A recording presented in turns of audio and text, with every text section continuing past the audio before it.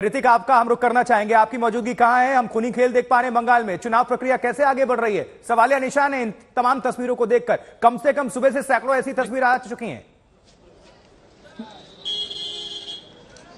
देखिए, फिलहाल मेरा मौजूदगी कोच बिहार के दीनहाटा में है, जहां सुबह से लगातार हिंसा की खबरें आ रही है। फिलहाल मैं 3 खबर हमारे दर्शकों को मैं बता दूं जो लेटेस्ट अपडेट मिल रहा है। एक जो दीनहाटा के जो गीतलदह इलाका है, वहां पर खबरें मिल पा रही है कि भारतीय जनता पार्टी के एक कर्मी को गोली मार दी गई। आरोप तृणमूल कांग्रेस के खिलाफ है। दूसरा जो विजुअल मिल रहा है, एक दीनहाटा के जो गांव देहात से आ रहा है, वहां पर देखा गया कि एक पोलिंग स्टेशन के अंदर तृणमूल कांग्रेस के लोग पहुंच जाते हैं और आरोप है कि वहां पर जितने भी बैलेट पेपर्स है उसको लूट कर ले जाता है। इसके जवाबी कार्रवाई में भारतीय जनता पार्टी के लोग वहां पर पहुंचते हैं और बाकी की साजो सामान है वो पोलिंग स्टेशन से बाहर लाकर उसे आगजनी की जाती है, वहां पर आग लगा दी जाती है।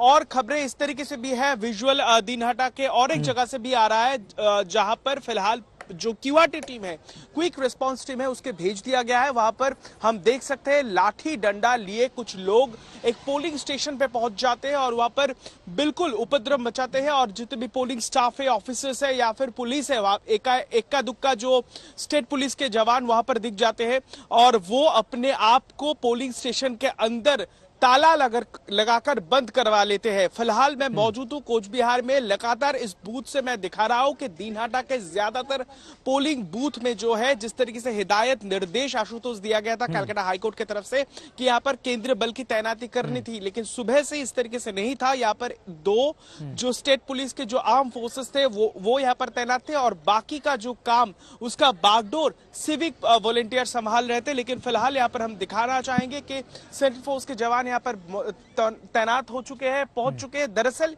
ये उस क्यूआरटी टीम यानी क्विक रिस्पांस टीम का हिस्सा है जो लगातार इतने बड़े इलाका है। मैं जरा हमारे दर्शकों को समझाना चाहूं तो कोच बिहार का दीनहाटा शहरी इलाका से कई कोसों किलोमीटर दूर जो बॉर्डरिंग इलाका है, बॉर्डरिंग एक डिस्ट्रिक्ट है और जो खासकर जो बांग्लादेश का बॉर्डर है उससे सटे है। इन सब इलाकों में पहुंचना बेहद मुश्किल है। ज्यादातर हिंसा की खबरें कोच बिहार में उन सब इलाकों से आ रहा है, दीनहाटा से, और वहां पर क्यूआरटी टीम इस तरीके से जो है एक तरीके से दौड़ रहा है, हम देख रहे हैं। लेकिन लगातार बिल्कुल, लेकिन उसका असर हमें देखने को नहीं मिल रहा। बिल्कुल, आप हमारे साथ जुड़े रहे, फौरन आपका रुख करेंगे। अनुपम मिश्रा भी हमारे सहयोगी जुड़ चुके हैं नॉर्थ 24 परगना से। अनुपम, आपके इलाके में क्या अभी अपडेट है? क्या वहां पर शांति है या फिर वहां भी उपद्रव और तांडव की तस्वीरें सामने निकल कर आ रही हैं? क्योंकि पश्चिम बंगाल के अधिकांश हिस्से से सुबह से ऐसी तस्वीर दर्शक देख पा रहे हैं हिंसा की। जी देखिए आशुतोष, मैं इस वक्त सुबह से गवर्नर सीवी आनंद बोस निकले थे और घूम रहे थे।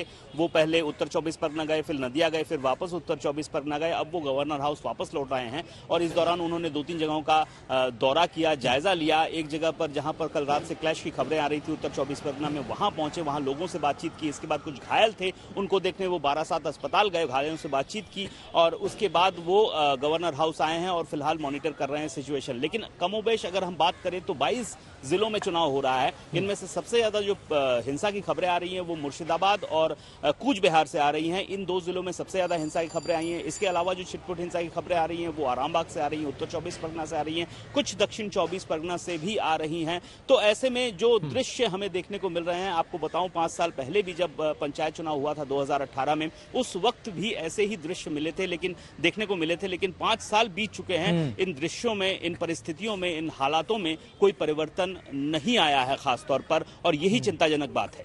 निश्चित तौर पर यह चिंताजनक बात है, कोई हालात बदले नहीं है। अनुपम, आप सही कह रहे हैं। चलिए, आप नॉर्थ 24 परगना में आपकी मौजूदगी है, दर्शकों को यहां क्या हो रहा है अपडेट हमने कर दिया।